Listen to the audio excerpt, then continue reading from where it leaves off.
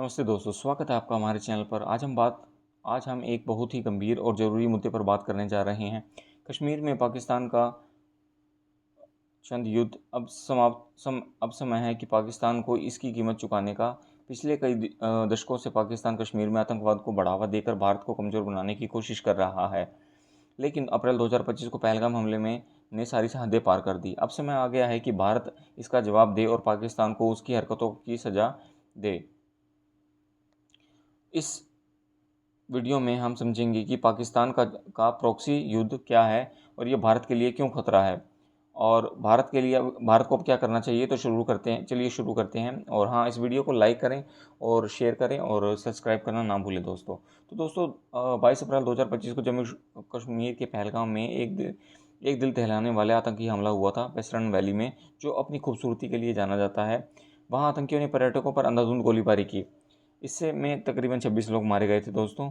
और आतंकवादियों ने पुरुष को अलग करके उनका नाम पूछकर उन्हें गोली मारी और धर्म पूछकर उन्हें गोली मार दी गई। भारत ने इस हमले का जिम्मेदार टीआरएफ को बताया है, जो कि एक लश्कर तैयबा का एक संगठन है। भारत का कहना है कि ये आतंकी पाकिस्तान से आए थे और पाकिस्तान की सेना के समर्थन के साथ उनका साथ है। इस हमले में फिर एक बार साबित कर दिया है कि पाकिस्तान प्रॉक्सी युद्ध कश्मीर में अब बर्दाश्त नहीं किया जाएगा और गहरा माफ़ कीजिएगा दोस्तों, बर्दाश्त नहीं किया जा सकता। चलिए इस मुद्दे को गहराई से समझते हैं। ये पाकिस्तान की एक पुरानी साजिश है।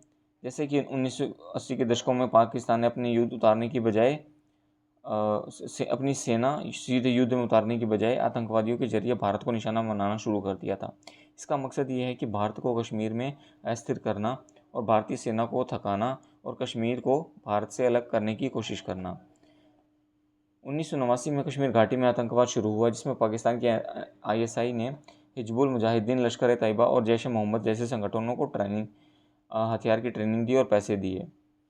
और उसके बाद पाकिस्तान का दावा है कि वो सिर्फ कश्मीरियों को नैतिक और कूटनीतिक समर्थन देता है, लेकिन हकीकत तो ये है कि आईएसआई आतंकवादियों को ट्रेनिंग के कैंप, हथियार और पैसे भी देता है, जो प्रॉक्सी वॉर भारत की आर्थिक और मानवीय रूप को कमज़ोर करने की साजिश है। पहलगाम हमला कोई साधारण घटना नहीं थी, ये पाकिस्तान की हताशा का नतीजा था। 2019 में 370 हटने के बाद कश्मीर में शांति लौट रही थी, पर्यटन बढ़ रहा था। 2024 में 35 लाख पर्यटन कश्मीर आए थे। विधानसभा चुनाव शांतिपूर्ण हुए और स्थानीय लोग आतंकवाद के खिलाफ खड़े हो रहे थे। पाकिस्तान को ये सब बर्दाश्त नहीं हुआ और पाकिस्तान की सेना ने प्रमुख जनरल असीम मुनीर ने 15 अप्रैल 2025 को कश्मीर को पाकिस्तान की जुगुलर वेन यानी जीवन रेखा बताया और कहा कि ये कश्मीरी उनका साथ देंगे। इसके 3 दिन बाद ही लश्कर तैयबा के कमांडर सैफुल्लाह मूसा ने पीओके में एक रैली में कहा, कश्मीर में जिहाद जारी रहेगा, बंदूकें चलेंगी और सिर काटे जाएंगे। पहलगाम हमले का मकसद था कश्मीर की शांति को भंग करना, पर्यटन को नुकसान पहुंचाना और भारत में डर का माहौल बनाना, अंतर्राष्ट्रीय ध्यान खींचना। और खासकर जब एक पीएम मोदी सऊदी अरब में थे तो और उनका अमेरिकी उपराष्ट्रपति जेडी वैंस भारत में हैं। पाकिस्तान का प्रॉक्सी वॉर एक सोची समझी रणनीति है। वो अपनी सेना को सीधे युद्ध में नहीं उतारता, क्योंकि वो भारत की सैन्य ताकत से डरता है। इसके बजाय वो आतंकवादी का इस्तेमाल करता है। लेकिन ये रणनीति सिर्फ आतंकवाद तक सीमित नहीं है। सोशल मीडिया पर प्रचार, पाकिस्तान आतंकवाद बढ़ावा को देने के लिए सोशल मीडिया का इस्तेमाल करता है। अक्टूबर 2024 में 2000 से ज़्यादा पोस्ट आतंकवाद, अलगाववाद और भारत के खिलाफ दुष्प्रचार से जुड़ी थी। स्थानीय भर्ती, पाकिस्तान अब स्थानीय कश्मीरियों को भर्ती करने की कोशिश कर रहा है ताकि आतंकवाद को स्वदेशी दिखाया जा सके। पाकिस्तान को चीन से हथियार और तकनीकी मिल रहा है, जिससे ड्रोन निगरानी उपकरण और आतंकियों को दिए जाते हैं। आतंकी घुसपैठ को रोकना, भारत के सामने कई चुनौतियां आ गई हैं कि आतंकवाद को रोकना, स्थानीय लोगों का भरोसा बनाए रखना, पाकिस्तान को अंतर्राष्ट्रीय मंचों पर बेनकाब करना और साइबर हमलों और दुष्प्रचार का जवाब देना।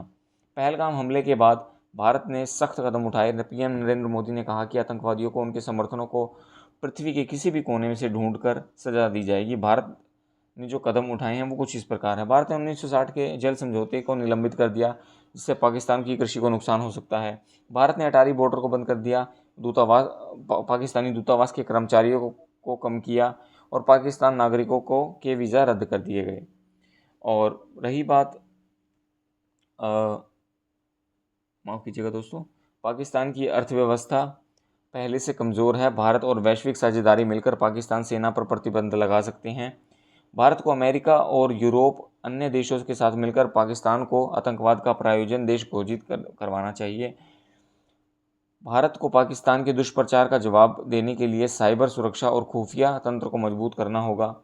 तो दोस्तों, भारत दुनिया की चौथी सबसे ताकतवर सेना वाला देश है। हमारे पास राफेल जैसे लड़ाकू विमान, S-400 हवाई रक्षा प्रणाली और अग्नि 5 जैसे मिसाइलें हैं। दूसरी तरफ पाकिस्तान की अर्थव्यवस्था डूब रही है। उसका विदेशी कर्ज $42 मिलियन है और वो अपनी सैन्य ताकत को लंबे समय तक बनाए नहीं रख सकता। लेकिन इसका मतलब ये नहीं है कि हमें हल्के में लेना चाहिए। पाकिस्तान के पास 170 परमाणु हथियार हैं और वे फर्स्ट यूज की नीति पर चलता है। इसीलिए भारत को सावधानी और रणनीति के साथ जवाब देना होगा। लंबी लड़ाई की तैयारी करनी होगी। भारत एक लंबी जंग के लिए तैयार रहना होगा, जिसमें सैन्य, आर्थिक और कूटनीतिक कदम शामिल हों। हमें स्थानीय लोगों को विकास, रोजगार और सुरक्षा देकर आतंकवाद के खिलाफ एकजुट करना होगा। भारत को G20, ब्रिक्स और UN जैसे मंचों पर पाकिस्तान को बेनकाब करना होगा। दोस्तों, अब कश्मीर में पाकिस्तान का छद्म युद्ध अब और बर्दाश्त नहीं किया जा सकता। पहलगाम हमले ने साफ कर दिया है कि पाकिस्तान शांति नहीं चाहता, वो भारत को कमज़ोर करना चाहता है। लेकिन हम कमज़ोर नहीं हैं। हमारी सेना, हमारा आत्मविश्वास और हमारी एकता हमारी सबसे बड़ी ताकत है।